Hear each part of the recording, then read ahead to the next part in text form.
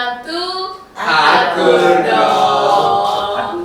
Kita kedatangan kamu pakai lengkap ini ya. Satu keluarga yang luar biasa. Mungkin sebelum kita masuk dalam segmen selanjutnya bisa mulai perkenalkan diri dulu. Namanya siapa? Terus sekarang mungkin profesinya apa? Ibu, Ibu, anaknya juga boleh ya. lukisan ini pasti Tahu apa ini ya? Berhubungan dengan sebuah lukisan yang sangat menggetarkan hati. Betul. Tapi di balik lukisan yang sangat ajaib ada kisah yang lebih dahsyat. Mari Pak. Dimulai dari saya, Iya. mulai dari imamnya dulu ya. Iya. Dan keluarga. Ya, jadi saya Heri Priyonggo, seorang ayah dari 3 anak. Ini anak sulung saya, seorang suami dari 1 istri. Nggak boleh lebih ya Bu ya. Nggak boleh. Yaitu profesi saya yang sebenarnya bergerak di bidang senian. Nanti akan diceritakan lebih detail bagaimana dari lukis, kemudian ke musik, ya kemudian kembali lagi dua-duanya. Biasa. Ya. Dari Ibu? Saya Yanti Priyonggo, Rosyanti Krista Mulyana sebenarnya, tapi Yanti panjang Priyonggo. sekali, iya. Saya ibu rumah tangga, penolong buat suami saya dan juga buat ibu Anak-anak. dari anak-anak. Ada 3 anak kami. Sekarang buat anaknya yang Iya. tercinta. Terima kasih. Saya Juan Krista Priguna dan saat ini saya berprofesi untuk membantu Yeriko. Oh. Sebenarnya saya di bidang teologi, dan juga bergerak di musik. Jadi sampai sekarang Yeriko masih ada nih? Masih Berjalan? Masih dong. Dengan lagu-lagu yang paling baru nih ya? Iya. Waduh, saya perlu dengar ini. Sudah lama saya tidak dengar Yeriko. Buat yang lain Yeriko itu apa? Nanti kita dengar ya. Tapi kita mulai dengar sekarang kesaksian dari Bapak. Pak, Bapak kan terkenal dengan pelukis ya yang sangat spektakuler soal film. Boleh diangkat ini bekas yang dulu nih ya. Boleh contoh ini, cuma contoh. Ya, ini masa lalu. Ini Wow. waktu saya berusia hampir 17. Jadi memang waktu itu tidak ada print digital. Jadi semua dilukis dengan cat ya. Poster di yang atas besar-besar. board. Jadi ini tingginya sekitar Sebesar itu. 17 meter. Dan Bisa itu sampai- Bapak semua yang melukis? Yang lukisnya saya, tapi ada yang lainnya Bantu ya? yang potong ini Ya nanti pasti, gitu. tapi Ya. yang melukisnya Bapak ya? Iya. Dahsyat. Tapi ini salah satu dari bentuk promosi pada saat itu. Di samping ini kan ada yang di dalam bioskop itu ya, yang Oh, dicetak kecil-kecilnya, gitu. ya. Itu juga 1 sheet namanya, ya, ukuran 1 sheet. Ya, saya juga mengerjakan itu. Kalau ini kan baliho, Wow. yang sekarang Wow. sudah dilarang karena ini ya mengganggu lah gitu. Tapi keren Pada waktu sekali itu ya. menghias kota, tapi kalau sekarang tertibkan. Aduh. Ini memang bagian dari perjalanan hidup saya. Sebelumnya boleh saya lanjutkan? Oh, langsung boleh lanjutkan. Ya. Jadi sebenarnya memang seni itu seni musik dan seni lukis dari mulai sejak kecil. Bahkan lebih dulu musik ya, karena kami sering berlima dengan papa, mama, dan saudara. Ada 3 ya. Herlin tuh adik terkecil, sering nyanyi sekeluarga. Ya. Yang Kemudian sampai sekarang ya. sekarang udah nggak nyanyi sama-sama ya. Herlin nggak? Tapi Herlin masih Herlin masih nyanyi, Herlinnya masih. Ya, sama-sama dengan keluarga ya. Jadi saya langsung ke bagian melukis ya. Jadi melukis itu dimulai sekitar umur 11. Itu yang memulai babak baru dalam kehidupan saya sebagai anak yang diperhatikan. Sebelumnya saya itu dianggap biang kerok jadi kalau Keluarga. di dalam keluarga tuh diusir-usir gitu, oh, jangan ini anak bandel ini, karena memang saya tuh kayak kalau lari sana lari sini naik, kalau ada gundukan goni itu naik tuh ya. Jadi saya tuh selalu nggak diterima di keluarga, dan sering juga saking nakalnya disambet sama ibu. Oh, sama ibu malah. Ya, jadi ketika saya mulai melukis, ya itu ada dorongan ingin melukis. Itu dimulai ketika papa itu punya order suruh bikin lukisan yang nggak diselesaikan gitu lama sampai aja kayaknya saya ingin coba nih ngelukis. Nah itu awal dimana papa ngajar saya teknik dengan cat itu, kemudian saya selesaikan lukisan itu. Ya itu anugerah Tuhan lah ya, sampai ada hasrat ingin memaksimalkan bakat yang Tuhan berikan pada saya. Nah itu membuat keluarga menoleh pada saya, memperhatikan saya, jadi semacam satu kebanggaan juga bagi saya. Tapi ada sedikit dendamnya juga gitu loh. Dulu saya nggak diperhatiin, nah sekarang nih gitu. Apalagi ketika udah mulai menghasilkan, ketika mulai menghasilkan gitu loh ya, bisa menopang seluruh keluarga. Seluruh keluarga. Saya emang dari kecil nggak pernah ini lukisan hasil saya terus duitnya saya simpan. Semua bendahara itu ya tuh ibu negara gitu. Wow, luar biasa.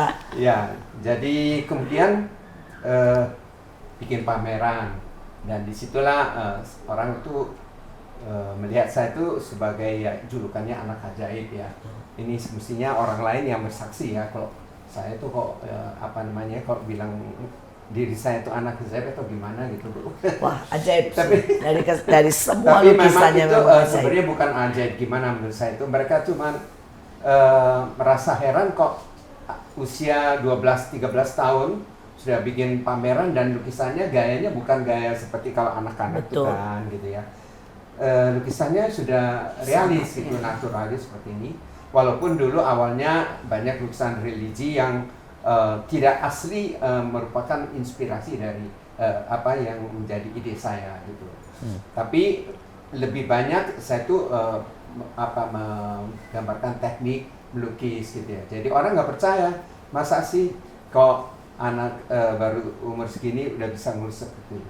Jadi mereka menyebut saya anak ajaib itu ketika saya tuh undang misalkan ibu datang ke pameran gitu ya, dipersilakan jadi model gitu dan di depan orang dilukis dengan cepat.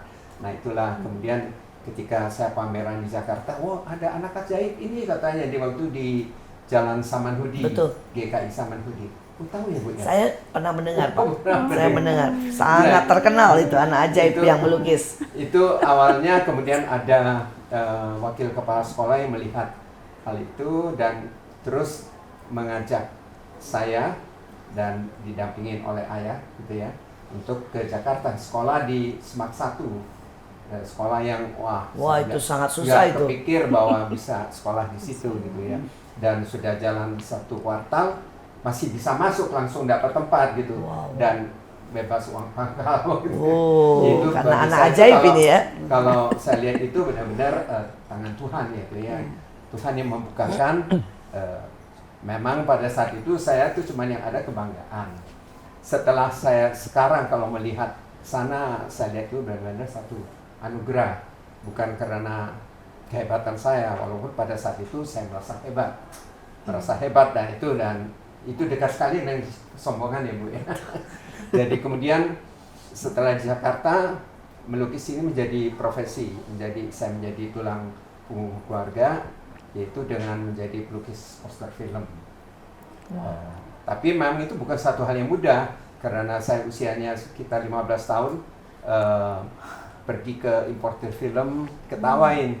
Wah kamu sekolah di itu dulu, di Asri dulu, nanti kalau udah lulus, kemari saya kasih order tuh bikin baliho tuh begitulah. Nah saya tuh rada panas juga merasa bisa, mereka belum kenal saya ini siapa gitu. Jadi waktu itu terus saya pulang, ambil dari majalah film, saya bikin diperbesar, kemudian saya tunjukkan pada mereka. Nah itulah awal, kemudian mereka tuh wah ini ternyata bisa bikin ajaib seperti sekali ini gitu. Terus kita kebanjiran order pada waktu itu. Jadi ini ngomong supaya buat yang lain kira-kira tahu ya. Itu anak umur 15 tahun hari itu. Kan kalau menggambar itu harus berhari-hari. Itu batik. itu nggak boleh lama. Kalau 3 hari udah kelamaan itu. Jadi memang waktu itu saya kelas SMA kelas 3, SMA kelas 3 itu sudah 16 tahun. Itu jadi pagi jam 5 saya bangun, bikin sketsa di atas ram yang sudah disediakan oleh ayah. Kemudian jam 6 mesti siap-siap ke sekolah. Jam 7 kurang seperempat saya udah mesti tiba di sekolah. Kemudian jam 1:30 siang saya balik langsung melukis sampai malam itu. Begitu terus tiap hari. Nggak sempat belajar dong? Terus belajarnya gimana Hampir itu? nggak pernah, itu kebut semalam ya sistem itu loh. Jadi kalau sudah ulangan mau besok tuh rame deh gitu. Pokoknya semalam itu saya baca tuh gitu. Berarti Dan sebenarnya puji Tuhan atas pertolongan Tuhan bisa gitu sampai jadi. berarti Bapak itu selain dianugerahi kepandaian melukis, dianugerahi mental sampai berani menawarkan produknya ke film, juga dianugerahi otak yang encer ini ya. Luar biasa sekali anugerah Tuhan. Puji Tuhan lah, itu memang harus kita akui anugerah. Talenta yang luar biasa. Dan hari itu maaf ini apa itu pendapatan buat anak itu kan anak masih sangat muda ya. Itu kira-kira waktu itu sebulan sudah berapa itu? Wah, saya lupa itu ya, tapi memang yang memanage karena ibu. Iya, ibu negara ya. Ibu negara, sampai kita married pun tetap ibu negara gitu loh sebenarnya. Baru setelah kita pisah rumah Baru tahu. sendiri baru ya ibu negaranya pindah nih. Betul. Ibu negaranya Ya. Wow, luar biasa sekali anugerah Tuhan. Oke, selanjutnya apa yang tiba-tiba terjadi yang kita tahu ceritanya sangat mengagetkan. Ya. Di usia berapa itu? Memang di masa dalam tanda kutip kejayaan gitu ya. Pada waktu itu karena hampir semua importir atau produser film Indonesia itu memberikan order pada saya. Nah, tiba-tiba ada itu tremor gitu loh. Sebenarnya tremor itu kalau orang lihat saya tuh ya bukan yang kayak Parkinson yang begitu gitu loh. Cuman saya tuh pada waktu biasanya kan saya bisa melukis cepat. Jadi waktu produser datang itu karena lukisan posternya nggak dibikin, saya tuh biasanya pamer gitu. Nah, hari itu saya tiba-tiba waktu mau melukis mau cepet itu tangannya begitu. Nggak bisa gitu. Jadi Itu usia berapa, Pak? Usia 23 sekitar itu. Ya. Muda sekali ya. Ya. Sudah menikah itu? belum. Dan memang pada saat itu kita mengira keracunan cat atau terlalu capek gitu ya. Jadi kita ya sesudah itu berusaha mencari kesembuhan ke dokter, ke pengobatan yang pakai herbal, sampai juga Tusuk jarum mungkin. Pernah nggak coba? ada. Tusuk jarum waktu itu belum ada. Oh, waktu itu belum di ada. Jakarta belum berkembang gitu. Oh iya Yang iya. ada iya. saya itu disuruh tidur di bawah matahari, nggak pakai tanjung bulat, jadi cuma pakai daun pisang. Ya sebenarnya. ampun. Ya ampun. Itu Iya, metode saking- apa itu? Dari mana itu, Pak? Ya, atau pokoknya dicoba saking ya. Saking pengen merasa itu sembuhnya. kan, sesuatu Daun yang pisang. berharga bagi saya. Jadi kebaktian, kesembuhan gitu ya. Ya itulah bagian bahwa sebenarnya saya tuh percaya Tuhan bisa menyembuhkan saya. Cuman pada saat itu ada hal yang membuat saya itu sakit hati sebenarnya, karena saya dulu dibilang tidak beriman, tidak percaya, karena setelah didoakan saya nggak sembuh. Jadi kamu sih nggak percaya aja pasti sembuh gitu. Aduh, saya pikir saya tuh memang percaya Tuhan tuh pencipta saya, pencipta semua yang ada. Apa susahnya itu menyembuhkan saya. Jadi kalau sampai doa saya tidak dijawab, saya bertanya apakah memang salah saya tidak beriman gitu loh. Setelah kemudian sampai hari ini saya kemudian bisa menyimpulkan bahwa ada tangan Tuhan yang mengarahkan kehidupan saya. Di satu saat kemudian Tuhan menyetop saya di berkarir sebagai pelukis poster film, kemudian memindahkan ke suatu profesi yang lain sesuai dengan kehendaknya dan rencananya. Hidup Bapak adalah sebuah gambaran yang ajaib sekali. Bagaimana benar-benar semua dari Tuhan, untuk Tuhan dan bagi Tuhan.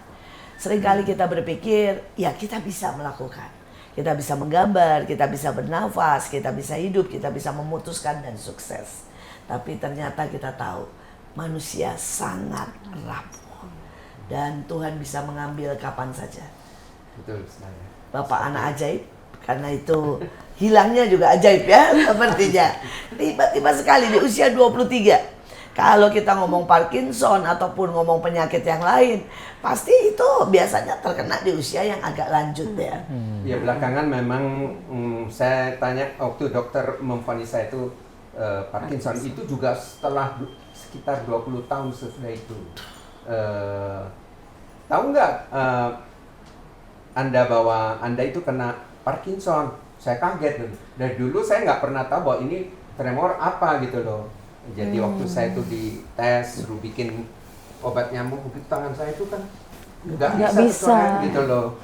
Jadi saya baru tahunya Parkinson. Kok bisa? Itu umur 23 tahun Parkinson, ya itu Parkinson muda, bisa aja dibilang begitu. Tapi tidak semua dokter Sepaham. Karena kalau dilihat raut muka saya Tidak ada tidak ada tanda-tanda. tanda-tanda Parkinson, biasanya tidak berekspresi, terus jalannya susah gitu, melangkahnya. Dan juga bicaranya beda. Betul. Caranya beda. Kemudian jadi ada yang mengatakan saya itu tremor esensial. Ada yang anxiety. Jadi ada satu kekhawatiran yang kemudian memang Goyang. saya itu lebih banyak kalau panik itu gemeter. Tapi ini gemeternya memang lumayan mengganggu sekali gitu. Saya dulu waktu diundang ke rumah orang itu, misalkan produser undang ke rumahnya, kemudian disuguhin minuman. Waduh, saya tuh paling takut. Saya gimana minumnya nih, apalagi kalau cangkir gitu teh gitu ya. Jadi saya tunggu, silakan minum, iya. Tapi saya nggak minum gitu sampai mudah-mudahan orang ini masuk gitu. Begitu dia orangnya masuk, saya baru gitu.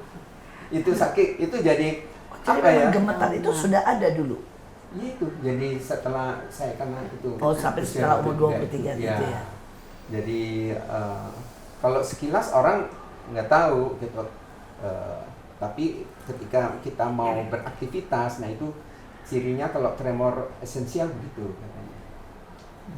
Ya, seperti itu. Sekarang kita bicara dulu kepada istri dan anak nih. Kalau enggak soalnya cuma bapak ya nanti ya. Dari ibu, pada waktu menikah sudah tahu dia mengalami tremor. Sudah tahu karena dari orang tua. Nah itu kenapa mau? Banyak orang kan bilang ya nggak mau lah kalau sudah tahu nih ada masalah begitu. Apa yang membuat waktu itu ibu tetap berkata sekalipun ya saya tetap memilih untuk mendampinginya? Ya, orang tua sebenarnya memang melarang waktu itu, tapi nggak tahu ya ada keyakinan bahwa saya tetap pilih untuk menikah dengan Harry gitu, walaupun memang saya nggak terlalu tahu sampai separah apa sakitnya waktu itu. Cuma karena kan bergereja sama-sama, jadi orang tua tahu keadaannya dia gitu. Tapi ya itu saya yakin itu dari Tuhan ya, karena pada saat mau melangkah untuk menikah itu orang tua tanya lagi, kamu benar mau terusin, kamu mau menikah atau mami biayain kamu sekolah aja di luar negeri gitu kan tadinya. Tapi saya dapat keyakinan, saya tetap pilih itu. Biasa. Itu. Di tengah orang sekarang kan takut ya, bahkan kalau mau menikah aja tes DNA gitu ya, karena tidak mau ada yang menurun dan sebagainya. Benar. Sekali lagi nih pertanyaannya, selain ada kemantapan, apa yang membuat ibu berkata, saya bisa lah mendampingi dia? Saya merasakan ada kekuatan, keyakinan Tuhan berikan itu ke saya, Bu. Sampai saya ambil langkah untuk masuk dalam pernikahan. Bukan karena merasa saya ngetop. enggak. Kan waktu itu kamu kan ini sebenarnya salah satu yang saya audisi gitu di dalam Jericho. Kalau ada cari bibit baru penari apa, nah ini penari yang Luar mau biasa. ikut di Jericho. Jadi waktu dia menari gini tangannya ini kurang begini nih tangannya, padahal dia penari. Saya itu bukan penari yang gimana ya. Nah pada waktu itu saya itu sudah ngetop lebih dahulu gitu sering main di rumah. Tapi bukan karena itu loh Bu. Enggak. Betul. Yang pasti karena Tuhan benar-benar tulus benar-benar. ya. Iya Bu. Namanya jodoh mungkin. Dan itu yang apa ya? Apa yang Tuhan berikan itu, kekuatan itu, ya Tuhan buktikan itu yang saya rasakan sampai hari ya. ini. Pernikahannya sudah berapa lama nih Bu? Ini kita masuk sudah 38 ya 38. Wow, ya 38 sama-sama tahun. pernikahan saya juga. Gitu ya Bu ya. Iya luar biasa ini. Iya. Sekarang sebelum nih waktunya sudah habis, tapi terakhir nih dari anaknya. Apakah sebagai anak berkata bahwa ini ayah dan ibu yang pernikahannya benar-benar jadi berkat, atau banyak lihat wah jangan-jangan deh gitu ya, gimana nih? Ya, saya singkat aja ya. Iya. Jadi kan kalau public figure gitu ya di depan bagus gimana Iya, ya. biasanya. Tapi biasanya begitu. Tapi Biasanya. ya saya jujur ya alamin ya layaknya orang tua dengan anak dan orang tua, artinya ketika di luar sana pelayanan dan kesibukan itu begitu banyak, biasanya ada yang sedikit mengalami kesepian. Betul. Jadi saya termasuk bagian anak yang mungkin saya nggak sadar pada waktu kala itu saya butuh itu gitu loh. Tapi saya merasa ya udahlah kan papi mami ini pelayanan seperti itu. Jadi saya itu tumbuh menjadi anak yang caper gitu. Cari perhatian, bandel begitu. Dan ya baru setelah udah cukup dewasa saya ngerasa mungkin karena dulu saya nggak mendapatkan seperti perhatian itu, saya jadi anaknya yang kayak mau cari perhatian seperti itu ya begitu. Ya, pelajaran buat kita semuanya ya. Karena waktu itu kami itu udah beralih ke Jericho tuh. Jadi udah kan nanti sudah tuh. Berikutnya tuh Jericho, dan ya puji Tuhan bukakan kesempatan banyak pelayanan, karena pada waktu itu menurut orang-orang tuh Jericho termasuk yang baik begitu loh dibandingkan dengan vokal grup yang lain. Betul. Karena kami itu aransemen juga khusus dibuat gitu loh ya. Bukan cuma sekedar feeling. Jadi kemudian liriknya juga alkitabiah gitu. Jadi pada waktu itu kita sibuk banget gitu. Karena bukan hanya nyanyi di rekaman, tapi kemudian mengeksplor kesenian yang lain, ada tari, ada drama, Jericho sangat komplit. Gitu ya, nanti kita sambung lagi. Tapi ini pelajaran yang sangat penting, karena ada begitu banyak anak, ada begitu banyak keluarga di tengah pelayanan, ada crack, ada sesuatu yang hancur karena kehilangan keseimbangan. Sekali lagi, jangan kemana-mana, tetap stay tune di MMA Mertua Menantu. Akur dong.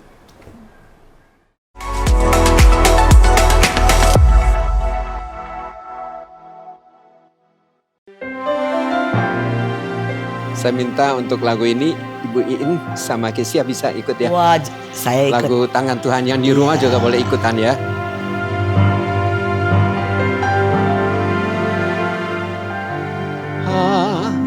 Apa yang kau alami kini mungkin tak dapat engkau mengerti. Saat Tuhan tanamkan di hati hingga semua yang Tuhan beri. Tuhanmu tak akan memberi ular beracun pada yang minta roti. Cobaan yang engkau alami tak melebihi kekuatanku. Tangan Tuhan sedang merendam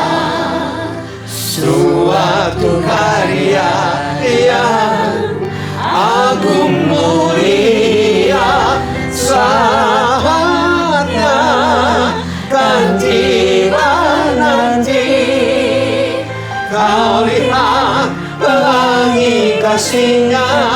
Kita ulangi refrennya. Tangan Tuhan, tangan Tuhan sedang merendah suatu karya yang agung mulia. Saatnya kan tiba nanti, kau lihat pelangi kasih-Nya. Kau lihat pelangi kasih-Nya. Sekali lagi kita nyanyikan. Kau lihat pelangi kasih-Nya.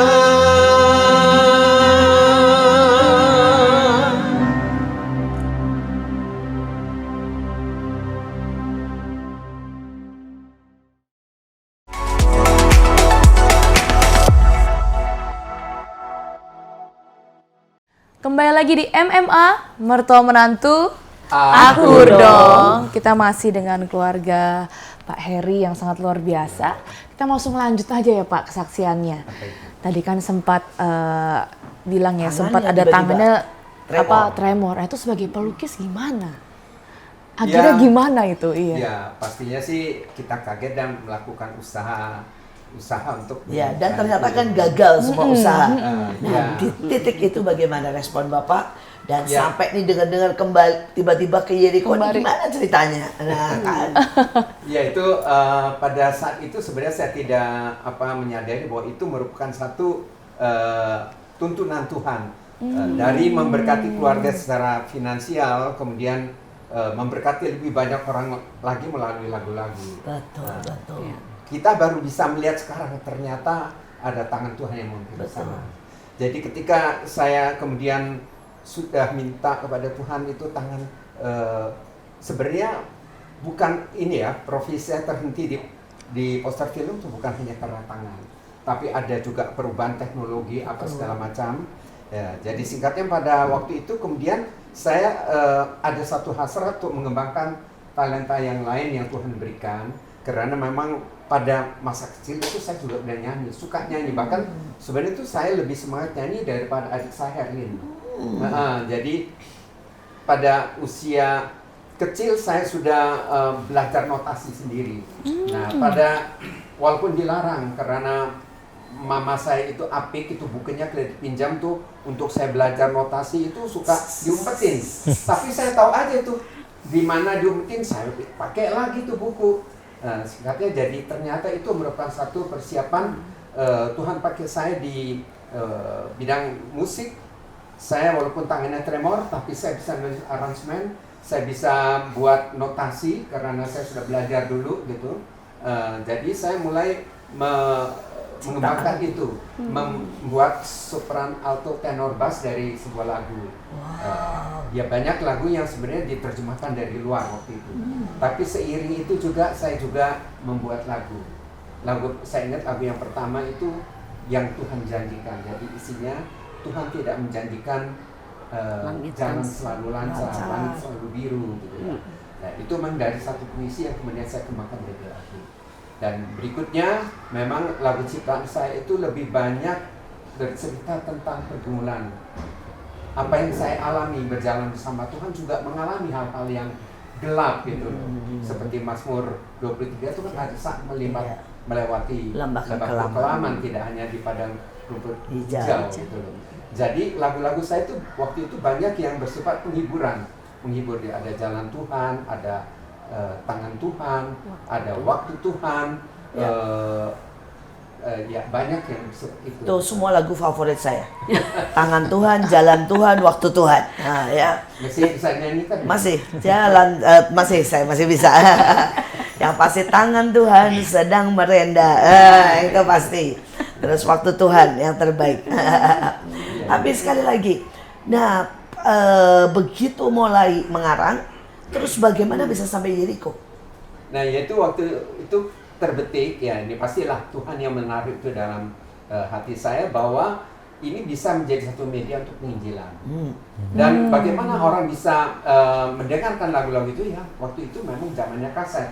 Jadi saya cari produser yang mau membiayai saya untuk bikin kaset lagu rohani. Dan itu harus dibuat dengan profesional. Karena kalau tidak profesional, penggarapannya tidak profesional, orang mana mau dengar gitu loh. Tapi waktu itu jarang itu yang profesional. Tidak ada, boleh dibilang. Betul. Jadi banyak Jericho kan- ini top nomor 1 waktu itu. Zaman saya ya.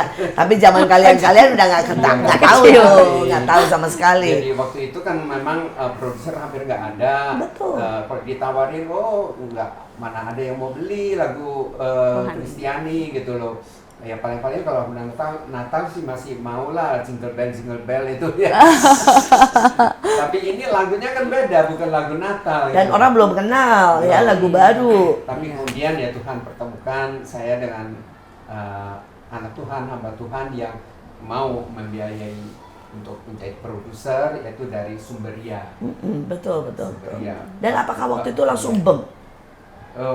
Yaitu di luar dugaan, kita kan cuma mau bikin aja yang bagus, nggak diduga itu memang meledak lah Jadi istilahnya pada saat pertama itu. kali itu sudah Pertama kali. berapa eksemplar? Wah, saya ingat tuh masih bulan pertama udah 30.000. Wow.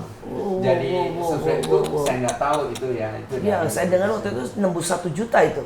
Waduh, Jadi itu luar biasa sekali itu memang hari itu ya. Terutama yang tangan Tuhan itu ya. Iya. Itu kan topnya pas itu jilid keberapa itu tangan Tuhan? Iya. Tangan tuh sudah Tuhan itu sebenarnya mulai dari ketika saya tuh membuat operet drama musikal Yusuf Iya, yang iya. ketika dijebloskan Sumur, di ya. dalam Penjara.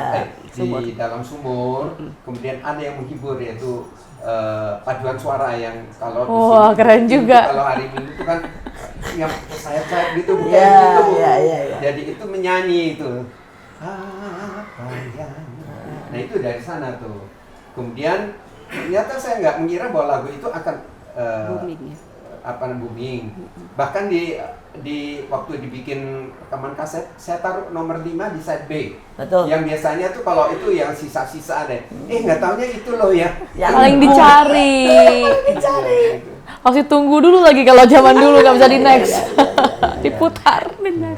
Benar. Nanti kalau masih ada kesempatan boleh dinyanyikan. Oh pasti. Oh, Nanti di bisa, tengah bisa, break- bisa. Di tengah break kita akan khusus menyanyikan lagu-lagu ciptaan. Jadi nanti jangan lewatkan karena pada waktu break kita akan isi semua dengan ciptaan lagu-lagu yang luar biasa. Itu lagu-lagu yang sangat memberkati dan di zaman saya tidak ada persekutuan, tidak ada perkumpulan yang tidak menyanyikan lagu itu. Itu top nomor 1 di seluruh Indonesia, bahkan sampai ke luar negeri. Karena waktu itu saya juga pelayanan di Belanda dan di mana-mana, semua menyanyikan lagu itu. Apalagi kalau kedukaan ya Bu ya. Betul. Tangan Tuhan Kalau semua. ada yang lagu Tangan Tuhan, jalan Tuhan, sama waktu Tuhan. Itu udah 3 yang dimanapun terdengar. Luar biasa. Nah sekarang kita mau masuk kepada ibu nih ya. Pada waktu itu kan sangat sibuk ya, mendampingi keliling, bikin lagu. Nah anak-anak itu waktu itu usia berapa? Usia anak-anak masih kecil-kecil ya Bu ya. Itu ada bahkan yang paling kecil itu kan ada yang baru lahir apa. Bagaimana mengatur waktunya Bu? Kadang kita ajak pelayanan juga pergi atau kadang kalau kita tinggal ya orang tua deh yang ini yang banyak membantu oma, mama. Waduh. Jadi ibu selalu ikut. Iya. Luar Selalu ikut. biasa. Andalan sopran di Sandalan sopran. Wah, luar biasa, luar biasa. Terus masih nari juga waktu itu. Kalau Atau- ada gerak lagu iya, saya masih. Ajaib, Sekalian. ajaib sekalian ini satu keluarga semua. Nah, anaknya berapa Bu putra-putrinya? 2 pria, 1 wanita. Jadi dia yang paling besar. Semuanya Nah. melayani Tuhan. Sekarang sih ya mereka juga bekerja tapi di gereja apa. Semua melayani, iya. luar kalau biasa. waktu itu si Ami Kalau Yeremia. iya, yang paling Masih sering dulu kecil. yang kedua. Yang ikut sama-sama kita masih Oh, yang masih besar pelayanan. justru dulu enggak? Dia Belum. tenggelam di komputer. Saya tenggelam di sepak bola Dia kalau warnet, zamannya sama warnet. game Iya, dulu. iya, iya. Sampai, sorry pada ya, masa itu. tapi cerita dikit ya sampai mencuri uangnya Duitnya Oma. Aduh. Nah sekarang justru dari sudut anak nih ya, ini penting sekali karena kenyataan bahwa seringkali pelayanan yang berhasil mengorbankan anak. Ya. Biar bagaimanapun kita harus mengakui anak menjadi korban soal waktu, perhatian, dan kemudian juga seringkali mereka tidak didengarkan dan pada waktu mereka membutuhkan kita tidak ada, sehingga ujungnya dia menjadi sangat luka. Nah bagaimana nih Yuan bisa keluar dari keadaan itu? Ya, jadi saya percaya yang membuat saya berubah itu adalah Tuhan itu sendiri. Karena saya sebagai orang Kristen pun juga nggak kayak Kristen gitu loh. Labelnya doang, statusnya kayak dari keluarga tradisi begitu. Tapi ada beberapa waktu di SMP 3 begitu, kemudian di SMA saya ngalamin encounter di sebuah retreat gitu ya. Di 2 retreat seperti itu, dan sejak itu Tuhan ngubah saya. Saya juga dulu salah satunya adalah orang yang sangat nggak suka dengan akademis begitu, dan sampai papi saya pernah bilang satu waktu itu dia beri tantangan, kamu masuk 10 besar, karena saya suka yang di belakang-belakang begitu, suka sampai orang tua juga dipanggil begitu ya. Orang tua suka dipanggil begitu. Tapi satu waktu saya jadi ngalamin perubahan untuk melakukan itu untuk Tuhan. Dan Tuhan tolong sampai ya bisa ranking di atas begitu. Dan terus berjalan seiringnya waktu begitu, saya yang nggak suka musik begitu, ya Tuhan juga tumbuhkan dari band dulu di sekolah seperti itu. Dan Jadi walaupun papa mama seperti ini, kamu sama sekali nggak tertarik pelayanan?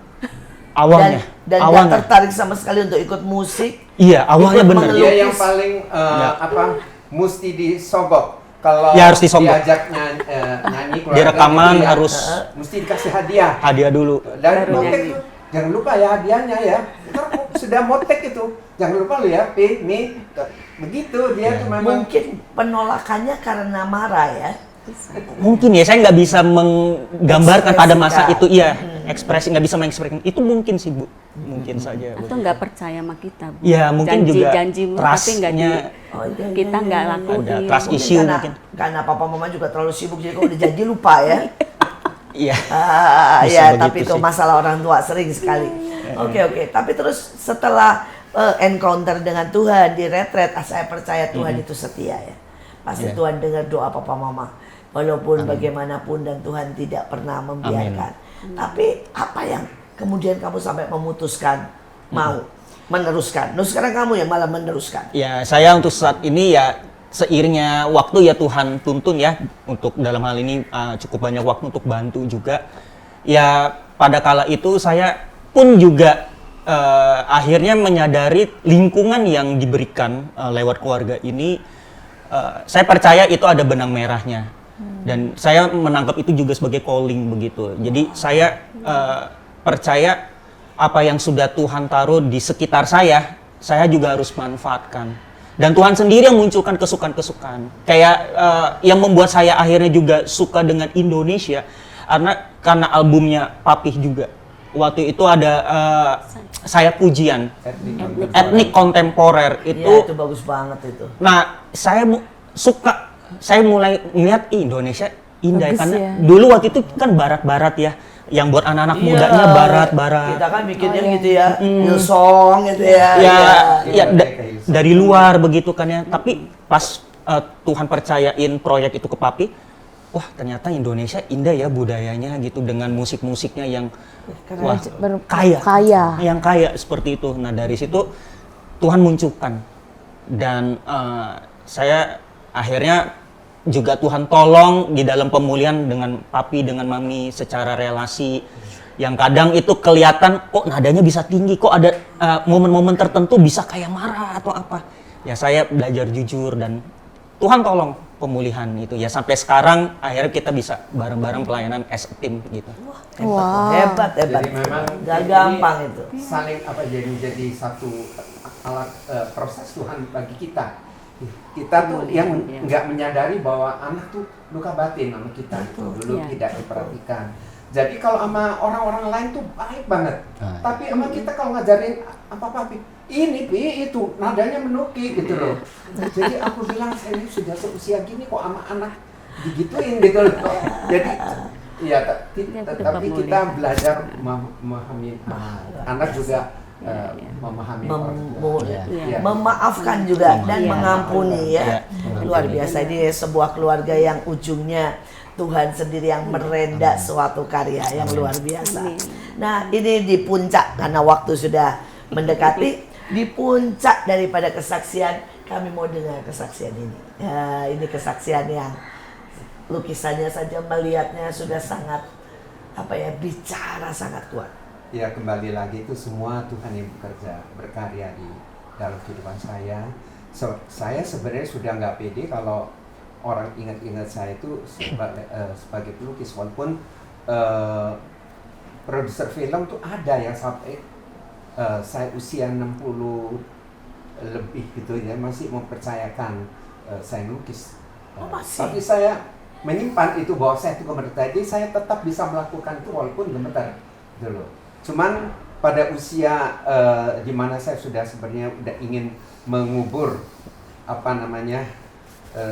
kenangan saya itu sebagai seorang pelukis, ada suara hati itu yang mengatakan, cobalah kamu melukis lagi supaya anak-anak kamu tahu juga bahwa Tuhan juga pernah kasih kamu tuh bakat melukis gitu loh. Dulu pernah sangat terkenal dengan lukisannya gitu, dan terbetik saya untuk bikin lukisan. Tapi pertama jalan masuknya itu ketika saya tuh dikasih order lagi sama produser untuk bikin posternya Didi Kempot. Nah setelah itu ternyata kok saya masih bisa ngelukis cukup baik dan produsernya puas gitu ya. Nah saya berjanji nextnya udah saya pasti harus melukis idola saya itu Tuhan Yesus Kristus. Nah itu pertamanya saya melukis ini. Sebenarnya di ruang saya tuh yang katanya orang kalau kenal sebagai pelukis tuh nggak ada lukisan sama sekali, kosong. Ada satu bagian yang saya sediakan untuk ada lukisan di sana, tapi bertahun-tahun itu kosong di situ. Nah kemudian lukisan ini menjadi inspirasi untuk saya menuangkannya di Tempat itu. di tempat itu. Pertamanya memang saya cuma ingin melukiskan Tuhan saya sebagai gembala yang baik. Tapi seiring dengan ketika saya menajamkan konsep itu, ada satu bayangan gitu loh, nggak seperti gembala biasa gitu yang jubahnya mulus, licin kayak udah disetrika gitu ya. Gembala ini adalah gembala yang melindungi domba-dombanya gitu ya, sehingga pada terbayang bagi saya itu bagaimana ketika gembala ini merebut domba itu dari rekaman serigala sehingga dia terluka, tercabik. Nah, cuman setelah saya bikin lukisan ini, saya bayangkan, ini orang suka nggak ya Tuhan Yesus dibikin kayak begini? Pernah gitu, berdarah-darah itu kan nggak pernah begini. Jadi ya luar biasanya ketika diposting hari pertama oleh adik saya Herlin, ketika saya itu posting di keluarga, dia sebarkan gitu, langsung ada yang menghubungi saya, pendeta yang mau bawa ini menjadi satu tema di menjelang Paskah itu waktu Jumat Agung gitu loh. Jadi waktu itu dia minta izin untuk menayangkan itu di layar LCD LED untuk menjadi bahan khotbah.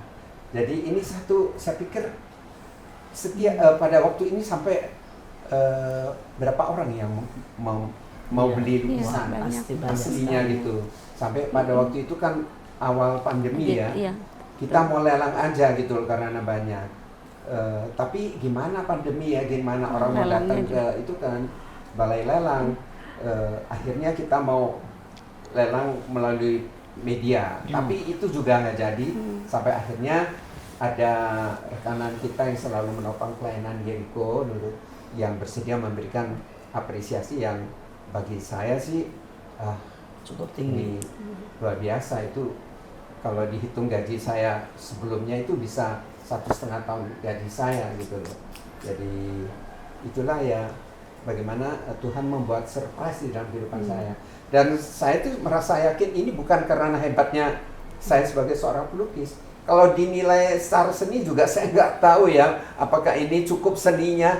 Tapi yang saya yakin Tuhan tuh berkarya di balik ini, sehingga banyak orang kalau melihat lukisan itu entah kenapa kadang sampai menangis gitu. Itu kesaksian mereka. Membayangkan bahwa domba yang ada di pelukan gembala ini ada dirinya gitu. Betul. Ya, gitu ya.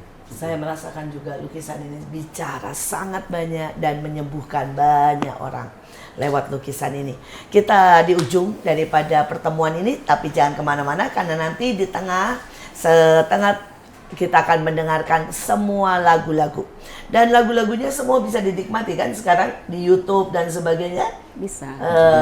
Di YouTube Jericho Vokal Ministry. group. Iya. Jericho Ministry, logonya emas pula. Wow, luar biasa. Ya, silahkan karena kita semuanya akan melihat bagaimana tangan Tuhan yang sungguh-sungguh menetapkan langkah-langkah orang yang dikasihinya. Kelihatannya kita melewati lembah, kelihatannya kita melewati sebuah masalah dan bahkan tragedi. Tapi Tuhan tetap membawa kita ke jalan kemenangan. Amin. Sekali lagi, mungkin seringkali dalam kehidupan tangan kita gemetar. Tetapi waktu tangan kita gemetar, ternyata justru tangan Tuhan yang merenda kehidupan kita. Inilah keluarga yang membuktikan bahwa tangan Tuhan tidak pernah kalah. Tuhan tidak pernah kalah dalam segala hal.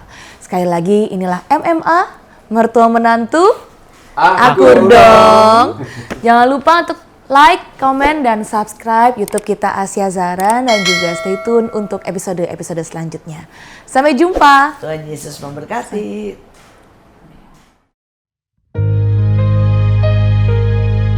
Ujian ini merupakan satu jawaban atas pergumulan yang saya alami, bahwa yang terutama adalah Dia sang bukan kesembuhan.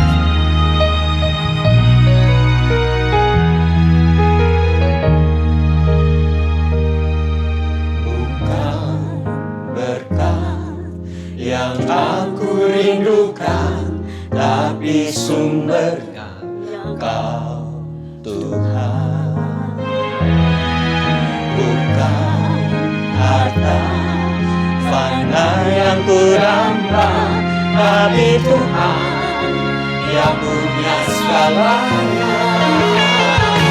Asal ku dapat dirimu ya Tuhan, itu berarti ku dapat segalanya. Asal ku hidup bersamamu Tuhan, ku yakin itu yang benar. Asal ku dapat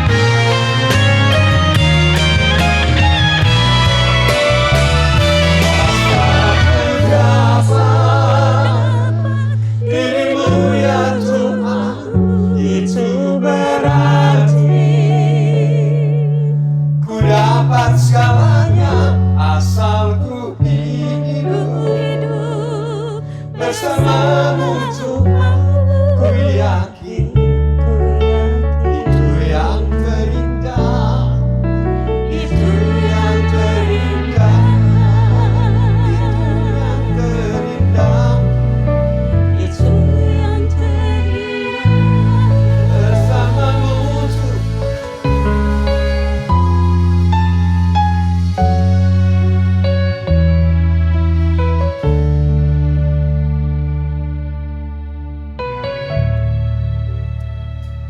Itu yang terindah bersama Tuhan Yesus Kristus. Haleluya.